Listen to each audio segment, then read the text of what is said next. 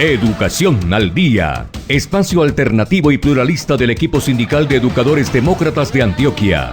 Dirección General, Omar Arango Jiménez. Escúchelo de lunes a viernes a partir de las 7:30 de la noche en los 1020 de emisora Claridad de Todelar. Somos comunicación, lucha y servicio. Hola, ¿qué tal, amables oyentes de Educación al Día? Muy buenas noches. Les recordamos que este es el espacio radial del equipo sindical de educadores demócratas del departamento de Antioquia. Mi nombre es Karina Arango Carbonó y a esta hora les doy la bienvenida a este espacio radial para la educación y temas de actualidad. A esta hora saludamos a quienes nos sintonizan a través de www.educacionaldia.com.co, también a través de nuestro canal de YouTube Educación al Día. Les recordamos que estamos en cadena con Radio Farallones y la cadena HSCH. Bienvenidos. Iniciamos nuestro programa Educación al Día la noche de hoy. Los docentes le dicen no a la alternancia. Vamos a escuchar a continuación al profesor Augusto Terán Lora, quien es rector en el departamento de Córdoba y nos da sus razones por las cuales los estudiantes no deben volver a clases presenciales. Escuchemos. Aquí le habla el profesor Augusto Terán Lora, rector de una institución educativa acá en el departamento de Córdoba.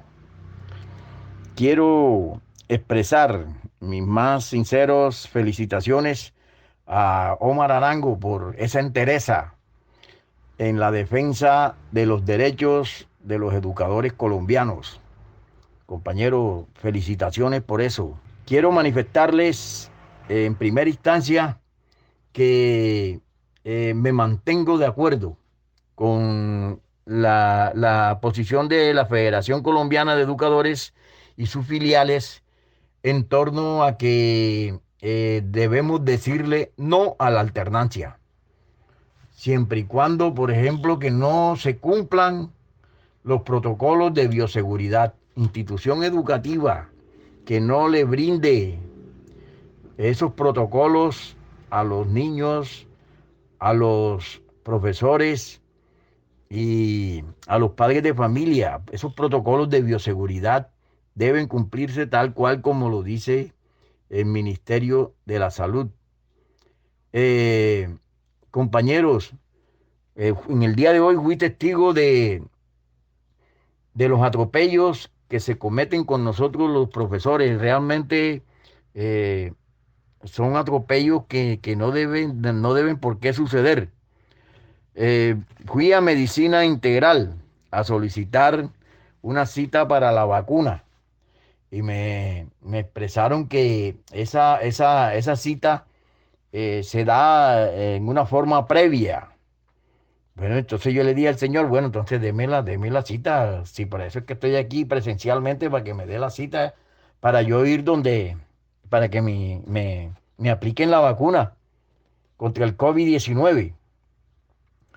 Y me dijeron, no, usted tiene que llamar aquí a un celular, el 314-874-7747. Allí mismo en presencia de él le hice como 15 o 20 llamadas y el celular timbra, pero no lo cogen. No lo cogen. La persona que está encargada de eso, nada, no coge ese celular. Y me dijo, pero ahí hay una segunda opción. Aquí métase en la plataforma, y me metí acá en la casa. Me vine para la casa y me metí en la plataforma esa que se llama mivacuna.medicinaintegralsa.com. Y resulta que en esa plataforma mete uno los datos, sale el nombre de uno, pero dice que ahí que yo no necesito notificarme porque ya yo estoy listo para la segunda dosis. Entonces, ese es un enredo que hay allí. Y realmente creo que es muy pertinente que los dos representantes o los representantes del Ejecutivo ante el Consejo Directivo de la Fiduprevisora, que es la que realmente se encarga en vigilar todo este proceso, instauren las debidas denuncias y quejas ante la Defensoría del Pueblo, la Fiscalía, la Procuraduría, eh, inclusive ante la Comisión Internacional de los Derechos Humanos, porque esta es una violación flagrante con los derechos de los educadores. 1.320 docentes han fallecido en todo el país y que realmente es una cuota de sacrificio muy grande para el magisterio colombiano tener esta serie de situaciones donde los docentes estamos muriendo. Además, muchos docentes se encuentran en clínicas librando esta difícil batalla de la vida contra el COVID. Entonces, compañeros, estos servicios deben mejorar, deben mejorar. Y hay otra situación, y es que los comités de alternancia que que ya se encuentran conformados en todas las ciudades del país, son comités que realmente van acolitando las directrices del alcalde. Cuando no es el alcalde es el gobernador, cuando no es el gobernador es el presidente, etcétera. Y en esos comités de alternancia no se escucha la voz del magisterio. ¿Por qué? Porque ellos constituyen mayoría en ese comité. Hay un secretario de salud, hay un secretario de educación, hay un personero, etcétera, etcétera, y hay un docente. Entonces, eso ahí está en desventaja, porque ese comité de alternancia votan, van preguntándole a cada uno que si está de acuerdo con la alternancia y cada uno de ellos está de acuerdo con el alcalde. Entonces, eso realmente allí eh, está en desventaja. Acá en Montería, por ejemplo, se hizo una reunión de, de comité de alternancia y salió que ya el lunes se está citando a todos los educadores a clases, a los niños a clases, a los jóvenes a clases con la modalidad de alternancia. Y que realmente así como está esta pandemia, donde ya el, el COVID viene más agresivo, es que realmente ya están llamando, entonces siguen con la insistencia de llamar a alternancia a los profesores. Modestamente hago una sugerencia al ejecutivo de FECODE. Compañeros, la mayoría de los profesores está viendo el programa de encuentro. La mayoría de los profesores se ven el programa de Despertar Educativo que tiene la filial de Adida. La mayoría también de los educadores se ven Aula Abierta del Eje Cafetero. Eso realmente es un programa que es para educadores. Yo considero que la Federación Colombiana de Educadores, su ejecutivo, debe hacer ya a través de los medios masivos de comunicación, debe hacer esta denuncia. ¿Por qué? Porque realmente el problema se está quedando entre los profesores. Ya el problema de los profesores lo sabemos ya los profesores, pero la opinión pública masivamente necesita que conocer también esos problemas, porque realmente esas agresiones que se vienen haciendo verbales a través de las redes contra los docentes es nociva para el gremio. Entonces, nosotros también tenemos que buscar ese mismo medio de comunicación masivo, una rueda de prensa, que el ejecutivo de FECODE llame a los periodistas, que busquemos por todos los medios para que nuestro presidente de la Federación Colombiana de Educadores sea entrevistado. Todo eso hay que hacerlo, porque realmente la situación está muy calamitosa y tenemos que buscar la manera de defendernos. Mil gracias por escuchar este audio y que pues el Dios Todopoderoso nos proteja a todos. Y a continuación vamos a escuchar también algunas declaraciones por parte del presidente de FECODE ante la continuidad de la alternancia durante la actual emergencia. El mensaje del comité ejecutivo y el presidente William Velandia ante la presión actual en varias entidades territoriales a retornar a la alternancia en medio de la actual emergencia por el tercer pico de la pandemia, con un elevado número de casos y sin garantizar aún todas las condiciones en las instituciones educativas del país. Además, desmiente afirmaciones realizadas por la ministra de Educación en una reciente entrevista a medios. Escuchemos. Un saludo al magisterio colombiano y a toda la opinión pública de nuestro país.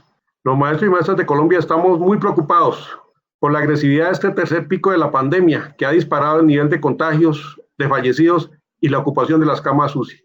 Por eso exigimos del gobierno cese la presión que hay sobre nuestros directivos docentes, sobre nuestras comunidades educativas, para que se vuelva a la escuela con el modelo de alternancia, a sabiendas de que no garantiza ninguna condición para salvaguardar la vida de nuestras comunidades educativas. Hoy estamos cumpliendo la tarea con la no presencialidad y destacamos que seguiremos haciendo ese ejercicio mientras se habilitan las condiciones como se ha establecido en distintos actos administrativos por parte de distintas autoridades para que los colegios y escuelas del país tengan los elementos de bioseguridad y los protocolos verificables, certificados en ese retorno a que queremos llegar los maestros y maestras, pero garantizando la vida de nuestros niños, de nuestras niñas, de nuestros jóvenes, de nuestras comunidades educativas. Por eso, particularmente destacamos la situación que se vive en Antioquia, en Santander y en muchas regiones del país, donde se está exigiendo volver, incluso amenazando a los maestros con pruebas disciplinarias, si no vuelven a sabiendas del riesgo en que se coloca la vida de nuestros maestros, de nuestras maestras, de nuestros directivos docentes, de nuestros niños que también se contagian y también fallecen, como se ha visto en los últimos tiempos. Por eso, aunamos esfuerzos con toda la comunidad educativa para exigir del gobierno se respete la vida, se respete la salud, que nosotros los maestros y maestras de Colombia estamos garantizando la educación de nuestra niñez, aún en condiciones tan difíciles como la que tiene el país. Asimismo, aprovechamos para desmentir lo que ha dicho la señora ministra de Educación, de que se ha hablado con FECODE para volver a la escuela con el modelo de alternancia. Nosotros somos claros, nosotros no aceptamos el modelo de alternancia porque no garantiza ninguna condiciones para el retorno a la presencialidad en donde no se amenace la vida. Y por el contrario, exigimos, como le hemos propuesto al gobierno nacional, se atienda a las disposiciones y las propuestas que han hecho desde el Ejecutivo de la Federación para que se haga la tarea de implementar los protocolos de bioseguridad, se apropien y se ejecuten los recursos, se incrementen esos recursos que son muy exiguos y se garantice, como lo hemos dicho, condiciones de vida, condiciones de bioseguridad en ese entendido que, como hemos hecho los maestros y maestras, es un derrotero claro para el magisterio colombiano, la defensa de la vida, la defensa de la salud y, por supuesto, la garantía plena del derecho a la educación con condiciones de vida, con seguridades y, por supuesto, que tiene que ser acompañada con la exigencia que hacemos hoy del proceso de vacunación para los maestros y maestras de Colombia, para los administrativos, para todos quienes hacemos parte de la comunidad educativa, en esa seguridad que hoy necesita la escuela de la vida, como la hemos denominado los maestros y maestras del país. Los docentes y estudiantes queremos volver a las clases presenciales en entornos seguros. FECODE reitera que es responsabilidad del gobierno garantizar condiciones previas y verificables, bioseguridad y respetar los preceptos científicos. La educación pública requiere inversión, no presión ni apuros. Primero está la vida y la salud. Unidos vamos con FECODE. Amigos, ¿qué tal? Les habla Luis Guillermo Troya, comunicador social y periodista. Los invito a escuchar todos los días a partir de las 6 de la mañana el informativo Troya Noticias Edición Central por la emisora virtual www.educacionaldia.com.co que dirige Omar Arango Jiménez. Originamos desde Bogotá la cadena radial hsch.com y troyanoticias.com. Los esperamos. Troya Noticias, el poder de la credibilidad. Y continuamos con más información aquí en nuestro programa Educación al Día. Y son tristes las noticias para los colombianos, ya que próximamente se estará aprobando en el Congreso el proyecto de ley 010, la ley 100 recargada, así como la llaman el representante a la Cámara Jorge Gómez y otros expertos en el tema. A propósito de este tema, se realizó un importante evento virtual que tuvo como invitados los expertos Gabriela Delgado, Bernardo Useche, Jorge Toro y Sergio Izaza, quienes explicaron esta reforma a la salud que está a punto de aprobarse. Vamos a escuchar a continuación la intervención de la científica Gabriela Delgado, quien hace algunos cuestionamientos a este proyecto de ley 010. Escuchemos. No solo las denuncias, sino el propósito que quisiera yo cumplir con mi intervención en este momento, y es que se comprenda realmente el valor que tiene la ciencia y particularmente el desarrollo de conocimiento científico para dar respuesta a los distintos problemas sanitarios, en este caso, que tiene el país. Ese proyecto de ley efectivamente contempla en su articulado dos, si se quiere, lineamientos, uno enfocado a la capacidad nacional para la producción y el otro para la fabricación. Eso, en otras palabras, y a juicio de muchos de nosotros que hemos revisado con mucho cuidado y con mucho detenimiento este proyecto de ley, implica, en otras palabras, que estamos supeditados a la producción de principios activos, bien sea de síntesis, bien sea biológicos, biotecnológicos, e incluso efectivamente tiene un capítulo que con ocasión de la pandemia pues se dedica al tema de las vacunas, o por lo menos las menciona, las vacunas. Sin duda, esta urgencia sanitaria que nos llama a tener una producción local de este tipo de activos, que nos llama obviamente a participar de la producción local, porque la demanda es mundial y por supuesto quienes invierten en investigación y desarrollo no alcanzan para la gran demanda que tenemos en el marco de una pandemia, no necesariamente tiene que obligarnos, perdón, voy a emplear una palabra que quizás no es, puede sonar muy fuerte, nos está limitando de entrada este proyecto de ley, nos está castrando vía legislativa la posibilidad de fomentar la investigación y el desarrollo de medicamentos, de verdaderas salidas terapéuticas basadas, por supuesto, en inversión y desarrollo inexistente hasta el momento, y en un talento humano que pues por momentos se siente inútil, inoperante, porque pues puede tener el conocimiento, pero no tiene las condiciones para aportar a ese pedazo previo y obligatorio a la producción local de medicamentos, que es la investigación y el desarrollo. Estaríamos en capacidades, y esa es una de las diferencias esenciales entre un país desarrollado y un país en vías de desarrollo, su inversión en ciencia para apostarle a la generación de conocimiento que sea transferible y, si se quiere, vendible para dar solución a los problemas del país. A nosotros de entrada, entonces, ya vía legislativa se nos está truncando la posibilidad y el sueño de ser y de vivir realmente el conocimiento que nuestros gobiernos, nuestros legisladores de los últimos años lo dicen muy bien en el discurso, pero no han sido capaces de aterrizarlo eficientemente. ¿Cómo se vive o cómo se construye de una sociedad de conocimiento si no se invierte en ciencia y tecnología? Cuando se habla de la fabricación en ese articulado, en el artículo 13 y 14 de este proyecto de ley, se habla de la fabricación. Volvemos nuevamente a la fabricación, institucionalizar las maquilas. Somos fábricas, no tenemos la posibilidad de pensar en desarrollos. Haga maquilas y genere productos de buena calidad.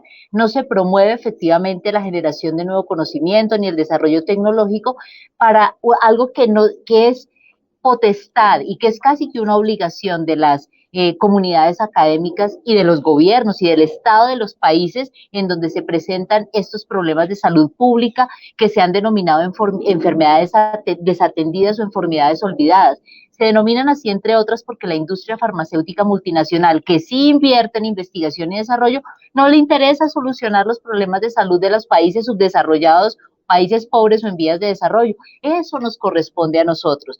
Enfermedades, la mayoría de ellas parasitarias, como la leishmaniasis, como la enfermedad de Chagas, como otra cantidad de enfermedades por virus o por parásitos generalmente, que afectan y que aquejan a nuestra población y que son incluso un marcador de pobreza, son un marcador terrible del retraso a todos los niveles económicos, sociales, culturales. A esas enfermedades deberíamos apostarle, y claramente a través de este proyecto de ley nos dice: consuma lo que otros fabriquen.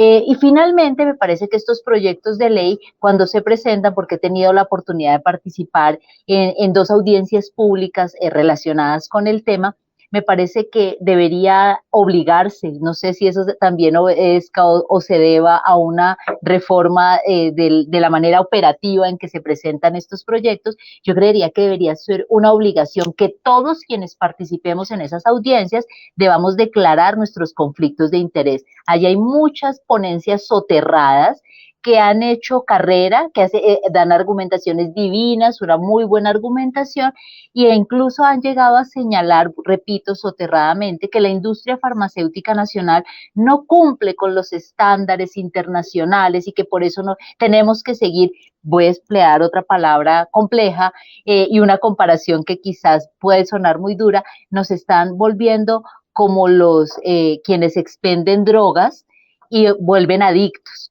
Nos venden argumentos para hacernos adictos al conocimiento de otros países y con estos argumentos de que consuma internacional, incluso los argumentos son perfectas, estándares, pero publicitarios, donde nos dicen que todo lo que se produzca afuera tiene mejor calidad y eso sí nos va a solucionar los problemas sanitarios y esas sí son terapias que valen. Eso no es cierto, la industria farmacéutica nacional en su inmensa mayoría cumple con estándares importantes, con estándares que pueden estar a la par de aquellos que usa la industria farmacéutica multinacional, pero la diferencia radica sensible y ostensiblemente en que, a diferencia de esa industria multinacional, nosotros no invertimos en investigación y desarrollo. Por su parte, el doctor Sergio Izaza, presidente de la Federación Médica Colombiana, se refiere también a este proyecto de ley 010 y su relación con la ley estatutaria de salud. Escuchemos. La ley estatutaria, la ley estatutaria ha pretendido ser violada en nombre de la misma ley y no por ahora, no con este proyecto de ley solamente. Desde el gobierno anterior, una cantidad de decretos emitidos o expedidos por el entonces ministro de Salud, Alejandro Gaviria, pues, por ejemplo, el decreto de afiliación, todas estas cosas empezaban en nombre de la ley estatutaria y desarrollando la ley estatutaria. Pero aquí fíjense cómo se llama el proyecto de ley 010.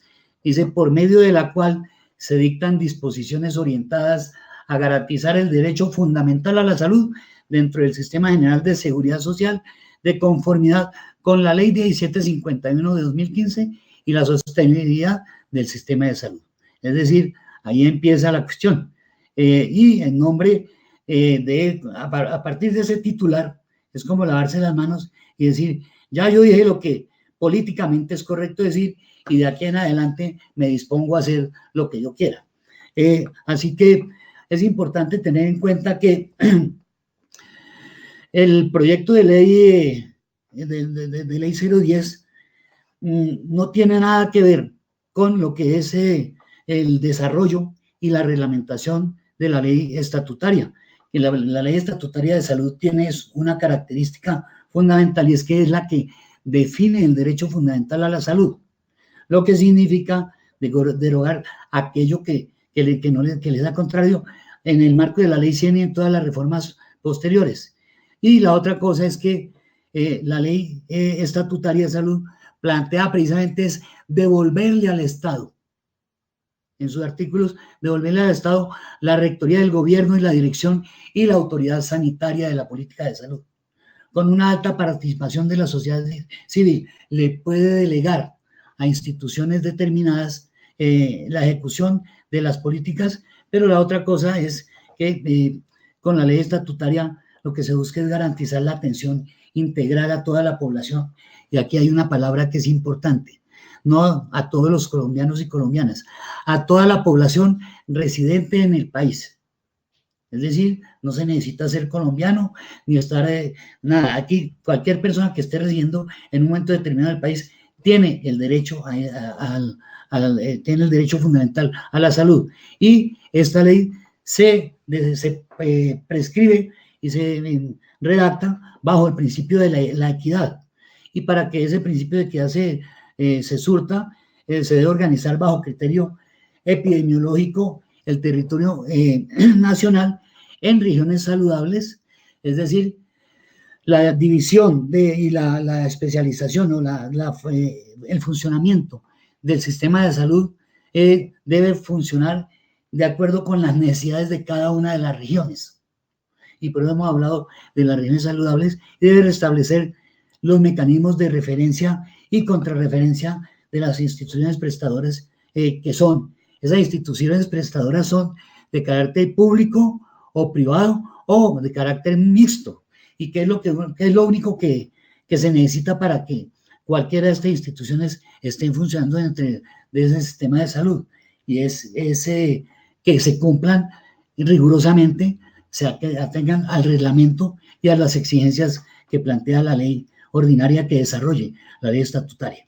Y ahora la otra cosa es que es importantísimo fortalecer prioritariamente la red pública de servicios de salud, con énfasis lo que estaba diciendo ahorita la doctora, en los hospitales universitarios. ¿Por qué en los hospitales universitarios? Porque allí es donde se puede precisamente producir y desarrollar el conocimiento, y no simplemente consumir conocimiento y transmitir conocimiento que no se afecta para nada. Entonces, y esta situación debe darse. Como ustedes ven, en estos 4 puntos que he tocado, la ley que se presenta bajo el número de 010 de Senado y 425 de Cámara, no contempla esto. ¿Qué es lo que busca con todos el desarrollo de los artículos que hay allí? 1, el desarrollo y la profundización del negocio de aseguramiento privado. Y aquí esta es la primera cuestión que va en contra de la ley estatutaria en términos de la prestación de los servicios. La ley estatutaria habla de rentabilidad social, y los negocios privados lo que hacen es buscar la rentabilidad económica. La ley estatutaria habla del derecho a la salud como derecho fundamental y la resolución de los problemas de salud según la necesidad de las personas. Los planes de aseguramiento lo que hacen es gestionar el riesgo, de manera que es una cuestión completamente asimétrica. La gestión del riesgo no es equitativa, no, allí no se da la posibilidad de la equidad.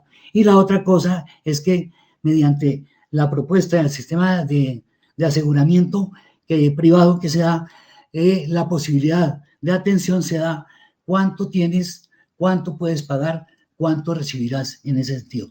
Por otro lado, el doctor Jorge Toro, presidente de la Unión de IPS de Colombia, cuenta si sobrevivirían las EPS después de este proyecto de ley 010. Escuchemos.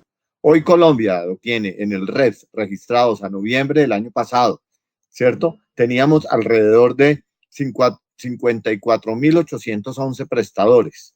Esto quiere decir que de esa cifra, 10.651 prestadores están constituidos como IPS y 44.000 más 160 están conformados como prestadores independientes, como profesionales de las diferentes áreas de salud que están registrados como independientes.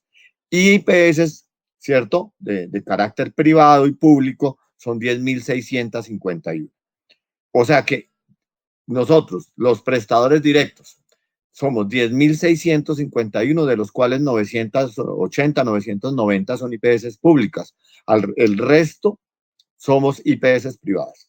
Nosotros desde el gremio vemos con alta preocupación el articulado del proyecto. En muchas oportunidades hemos tenido la posibilidad de manifestarle tanto al gobierno nacional, al Congreso de la República, y hay que aclarar a los diferentes partidos. Nosotros como gremio le circulamos comunicación a todos los partidos que tienen sus diferentes bancadas, advirtiendo desde noviembre del año pasado el riesgo de expedir una ley como esta sin que contemple un capítulo especial del saneamiento de la cartera. Siempre, y no quiero decir con esto porque vengo también del sector público y acompañando durante mucha de mi vida profesional los hospitales públicos, pero los hospitales públicos tienen la posibilidad de que en el momento que están en alguna condición financiera, el departamento, la nación o el distrito, en el caso de Bogotá, pues les inyecta miles de millones de pesos y les siguen la supervivencia. Los privados no tenemos esa posibilidad, no tenemos esa posibilidad. Si los privados no cogemos la plata de los accionistas, pues no podemos sobrevivir. ¿Y por qué digo que si sobreviviremos, si se vota la ley? Primer escenario, ¿por qué sobreviviremos? Porque el texto de la ley, ni en el anterior ni en este, contempla un capítulo del saneamiento de la cartera. En diferentes debates hemos tenido varias discusiones y esto ha sido una discusión histórica en el modelo de atención en salud, y es que dicen que las cifras de nosotros, los prestadores de salud, son distintas. En el informe mismo de la Superintendencia Nacional de Salud, la deuda histórica que le adeudan al sistema prestador de salud público y privado asciende a 34.3 billones de pesos.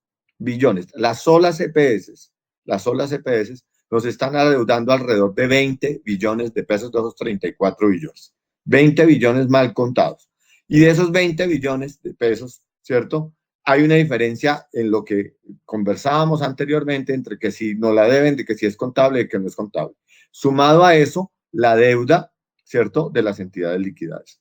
Y entonces nosotros los prestadores privados, como contempla el proyecto de ley, pues tendremos que seguir prestándole dinero a lo fiado, porque desafortunadamente desde la construcción misma del modelo, el sistema de salud es el único negocio que funciona a lo fiado, porque aquí no hay otro tipo de negocio, ni aquí en el mundo, donde tú prestas un servicio y te lo pagan 300 días después, con la posibilidad, ¿cierto?, de que te digan que el servicio no les gustó y te glosen el servicio. Hemos vivido todos los escenarios de objeciones. Si tú presentas una cuenta de 100 pesos, te glosan 90 y los 10 que te quedan debiendo te lo pagan a 100 o 200 días y los 90 entran en discusión. Estructuralmente el país ha tenido un problema muy grande en el tema de lo que ha sido la prestación y el pago de los servicios de salud a la población colombiana. Pero nosotros no nos podemos negar a atender una población con el hecho de que es que yo no lo atiendo porque el EPS no me ha pagado. O sea, a nosotros nos llega un paciente en urgencias, nos toca obligatoriamente que atenderlo y seguir la atención en los diferentes niveles de complejidad. Entonces, cuando hablamos de que si vamos a sobrevivir, pues creería yo que no, porque no hay la posibilidad de que nos adeuden y cada vez nos adeudan más. Entonces, la discusión está siendo en este momento que cogen y nos pagan deuda antigua, entonces hacemos unas mesas de conciliación, nos sentamos con las EPS, como garante una Superintendencia Nacional de Salud, se levanta un acta, pero mire la atrocidad, para pagarnos una deuda histórica nos proponen pagándola en 8, 7, 5 y 9 años. O sea, fuera de que está colgada hace un tiempo, llegamos a una mesa de conciliación, aceptamos unas objeciones, aceptamos una acta de que me pague y entonces viene la contraprestación. Listo, yo te la pago, pero no te la pago mañana.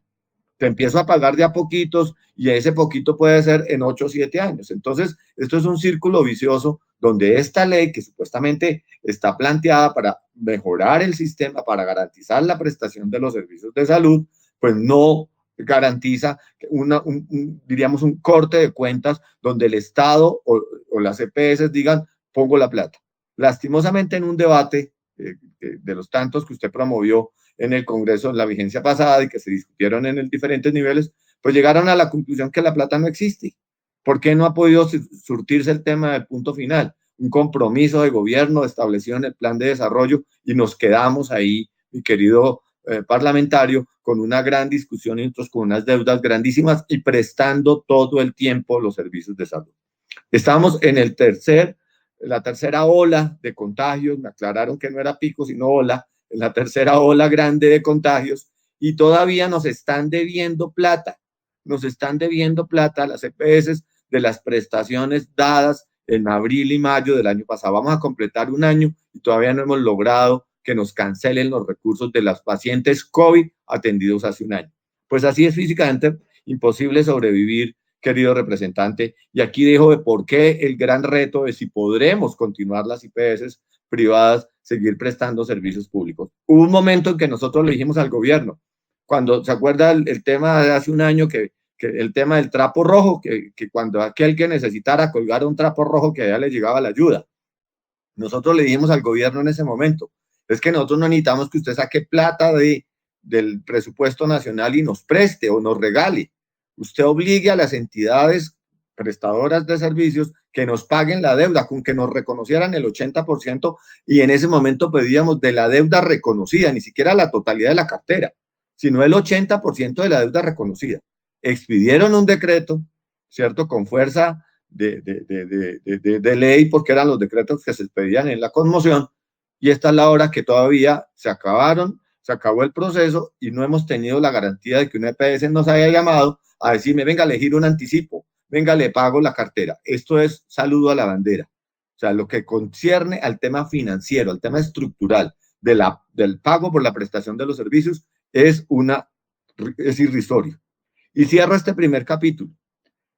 Hicimos un estudio del giro que las EPS recibieron casi 41 billones de pesos. O sea, 41 billones de pesos más o menos recibieron, 44, perdón, recibieron en la vigencia 2020. De esos 44 billones de pesos que recibieron, desembolsaron a los prestadores públicos, privados, independientes y todos los otros, desembolsaron alrededor casi de 39. De los 39 billones de pesos girados y pagados a las IPS, el 65% de ese valor de esos 30 billones de pesos se quedó solo en 300 IPS públicas y privadas. O sea, no giraron sino a 300. El 65% de ese valor se concentró en 300. Y resulta que los prestadores somos más de 7.000. Pero no se pagó sino a 300. Entonces hacíamos la discusión y nos contestaban que era la concentración del nivel de complejidad. Entonces aquí en este país decíamos, entonces usted ser dueño de una IPS en un municipio que le presta servicios, que atiende comunidad, pero que no factura miles de billones de pesos, pues ve casi imposible la garantía de que le giren a tiempo. Aquí se le gira supuestamente a las grandes complejidades. Y si nos pusimos a ver, nos pusimos a hacer y a hilar más delgado, pudimos descubrir que algunas IPS le giraban a su red de IPS miles de millones de pesos. Y el privado siga aguantando, siga concentrando su posición y prestando servicios. Están concentrando la mayoría de la población en la nueva EPS, una nueva EPS que concentra ya casi 7 millones de afiliados. Y quiero decirle a la audiencia en este momento, lograr que la nueva EPS nos reciba es imposible. Es imposible. O sea, lograr conciliar cuentas con la nueva EPS en este momento es imposible, pero sí le tenemos que seguir prestando servicios. Por eso hablamos de que si podremos sobrevivir, y es el gran interrogante. De igual manera, el doctor Luis Alberto Martínez, presidente de la Asociación de Empresas Sociales del Estado en Antioquia, asegura que con este proyecto de ley 010 se profundizaría en un modelo apartado de los postulados de la salud pública. Escuchemos. Pues el proyecto de ley 010 del 2020 en su última versión, en la ponencia que se puso a discusión en comisiones conjuntas, sigue en la lógica de profundizar un modelo mercantil, un modelo que se aparta de los postulados de la salud pública, de la acción intersectorial por la salud, del cuidado integral de la población y obviamente de la garantía del derecho fundamental a la salud. A los hospitales públicos obviamente les va a ir muy mal si se aprueba este proyecto porque se acentúa la senda de liquidación de hospitales. No se reconoce de dónde se van a sacar los recursos para garantizar su sostenibilidad financiera y obviamente para pagar las enormes deudas que se tienen con ellos, que hoy superan los 10 billones de pesos. Los docentes y estudiantes queremos volver a las clases presenciales en entornos seguros. FECODE reitera que es responsabilidad del gobierno garantizar condiciones previas y verificables, bioseguridad y respetar los preceptos científicos. La educación pública requiere inversión, no presión ni apuros. Primero está la vida y la salud. Unidos vamos con FECODE. Amigos, ¿qué tal? Les habla Luis Guillermo Troya, comunicador social y periodista. Los invito a escuchar todos los días a partir de las 6 de la mañana el informativo Troya Noticias Edición Central por la emisora virtual www.educacionaldia.com.co que dirige Omar Arango Jiménez. Originamos desde Bogotá la cadena radial hsch.com y troyanoticias.com. Los esperamos. Troya Noticias, el poder de la credibilidad. Estamos de regreso aquí en nuestro programa Educación al Día, compartiendo con ustedes el más reciente evento virtual realizado por el representante de la Cámara Jorge Gómez Gallego junto a varios científicos y expertos en el tema de salud. Vamos a escuchar a continuación la intervención de Bernardo Useche. Él es doctor en salud pública, quien habla un poco sobre el tema de la atención primaria y la promoción en salud en este proyecto de ley. Miren, la historia de la atención primaria en salud en el sistema de salud colombiano brevísimamente es la siguiente. Entre 1993 y 2011, la lluvia de críticas al sistema de salud consistía, en primer lugar, en que estaba centrado en la enfermedad y en que no tenía una política de salud pública ni programas de salud pública. Para 2011 ya los tecnócratas de la salud del Banco Mundial encontraron una solución que consistía en plantear un tipo de atención primaria en salud que esté al servicio del negocio del aseguramiento, lo cual es una contradicción. Aseguramiento y salud pública es una contradicción. Si nos queda tiempo podemos hablar más adelante de eso. Entonces, en el 2038 por primera vez se metió en la legislación la cantaleta sobre que vamos ahora a hacer atención primaria en salud. Pero cuando uno mira esa ley y los artículos pertinentes, pues esa es una atención primaria que está asociada a las EPS. Entonces, desvirtúa pues la misma naturaleza, porque hay tres tipos de atención primaria en salud, siendo esquematizando pues al máximo. Hay una atención primaria en salud. Doctor Useche, sí. Doctor Useche, disculpe que le interrumpa, sí, pero se le está oyendo recortado.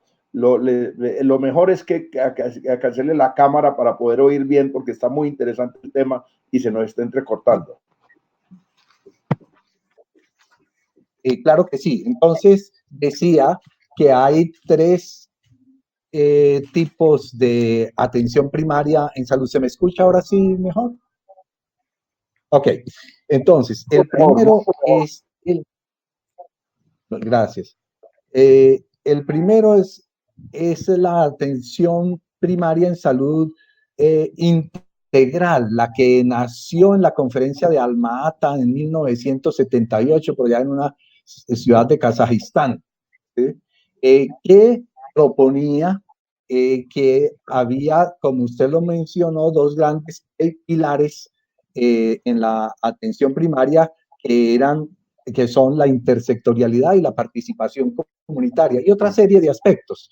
Pero la intersectorialidad quiere decir que no se puede hacer prevención y promoción en salud si pues no hay condiciones económicas, ambientales, sanitarias, etcétera, para que las personas no se enfermen.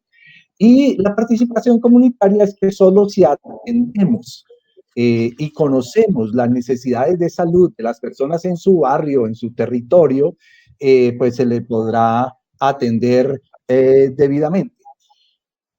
Cuando se impone la globalización del libre mercado a partir de los años 80, entonces en Estados Unidos se cambia ese enfoque integral de la atención primaria en salud y aparece lo que se llama la atención primaria selectiva.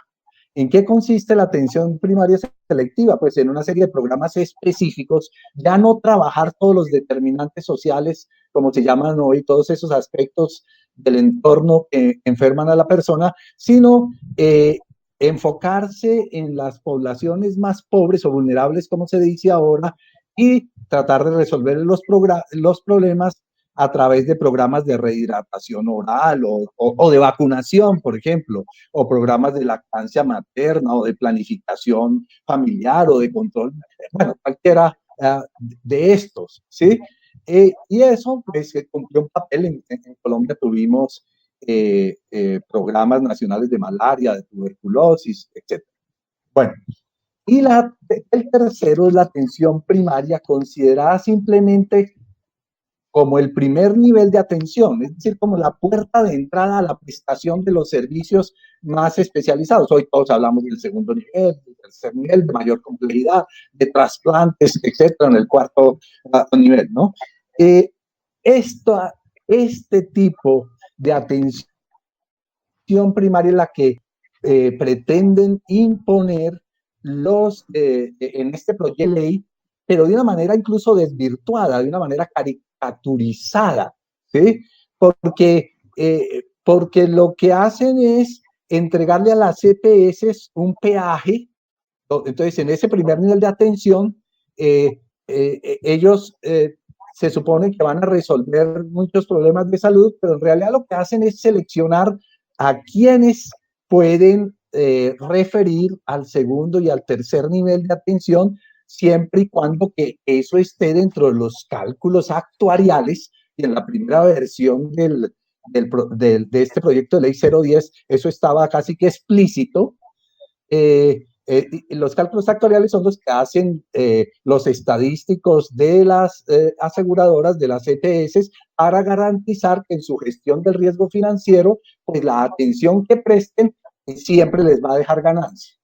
Y eso también tiene una historia exacta y un día exacto, porque existe una grabación de cuándo nació ese interés por prestar menos atención para darle más ganancia a los aseguradores.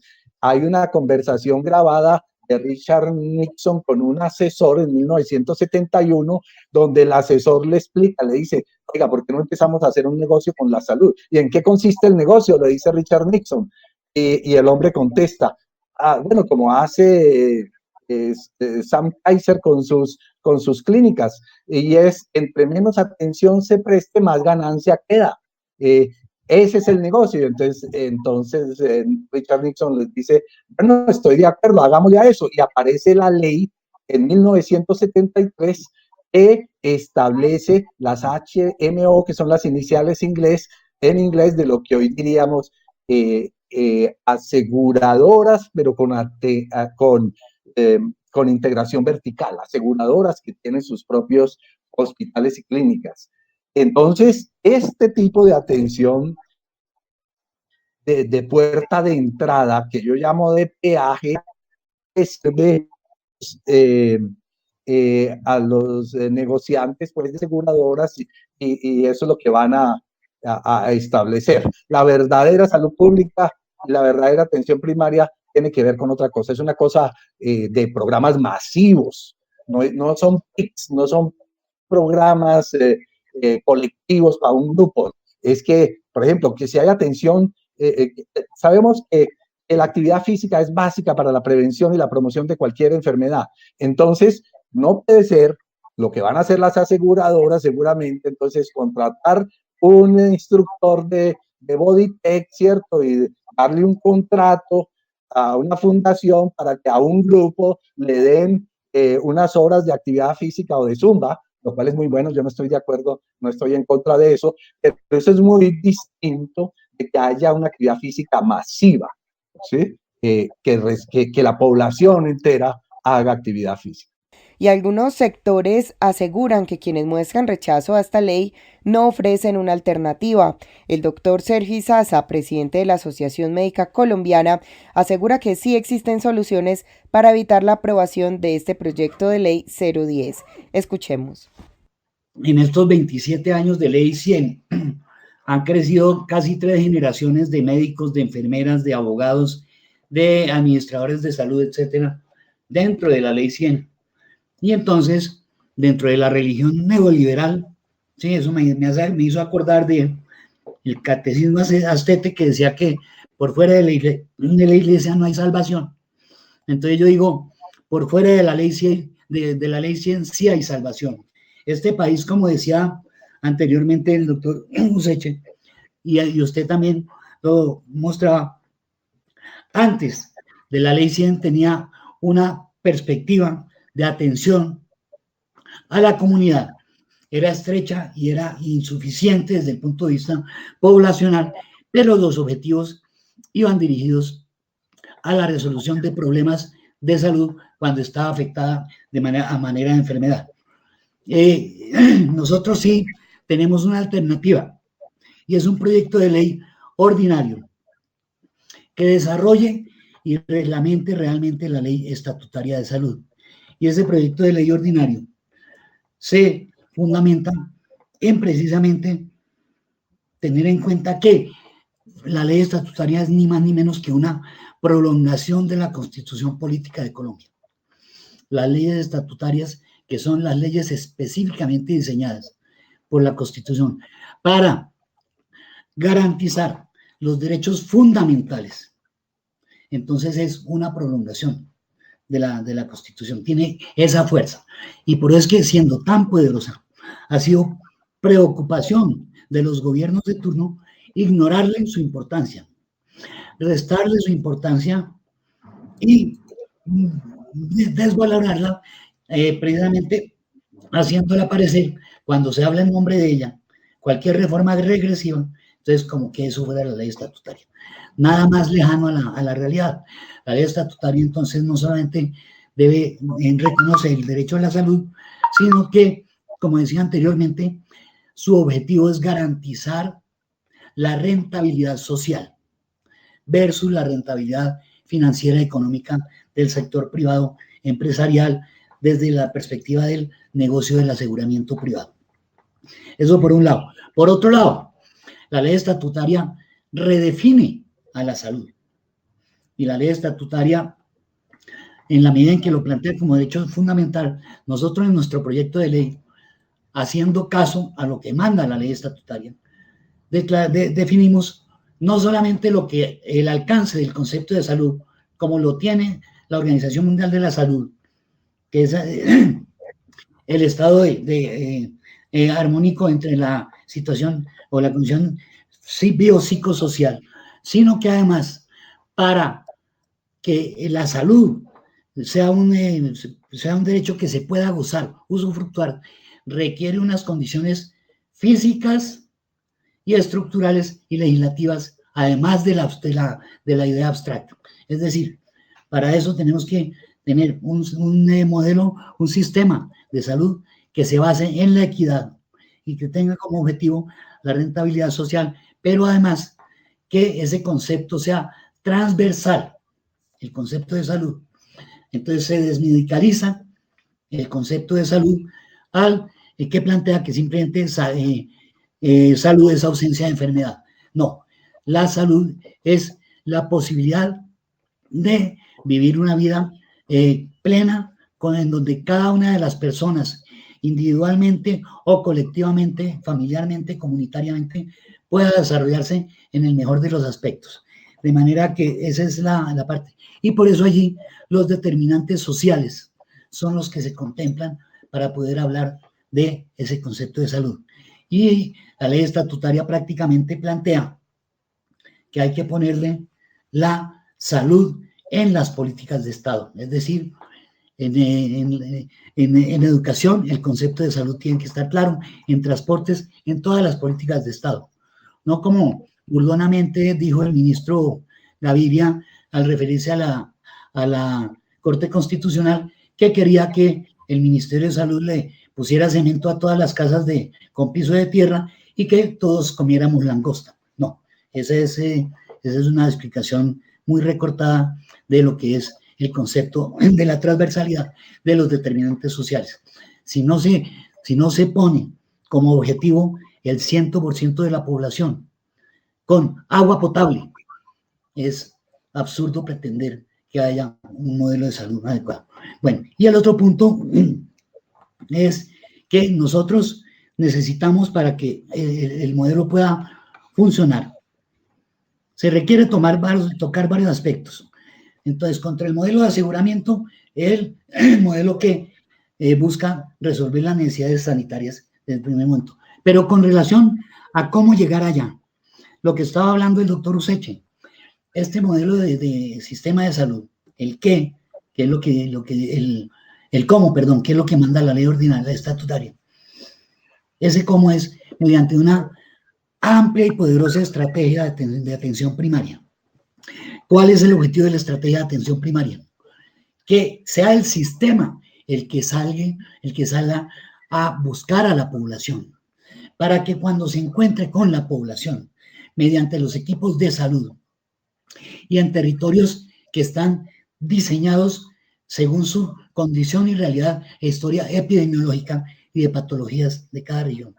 Entonces, cuando los equipos de salud, mediante esa acción de salud pública, busquen a la población, van a encontrar 3 situaciones esencialmente. 1, la población que está enferma, para enseñarles o para buscar mantener la promoción de la salud. 2, la población que está en riesgo de enfermarse, para preventivamente tratarla. Y 3, la población que está enferma. Perdón, en la primera dije la población que está sana para evitar que se enferme. La segunda, la que está en riesgo de enfermarse. Y la tercera, la que está enferma para mandarla a los sitios de tratamiento. Y eso se hace mediante ¿qué? Mediante una red no integradas de referencia y contrarreferencia. Ese punto es importantísimo. El otro punto es que no se puede tratar el problema sin tener en cuenta las condiciones laborales y de trabajo del talento humano en salud, todo el talento humano. Debe ser condiciones dignas, condiciones estables, condiciones que garantice la actualización del conocimiento.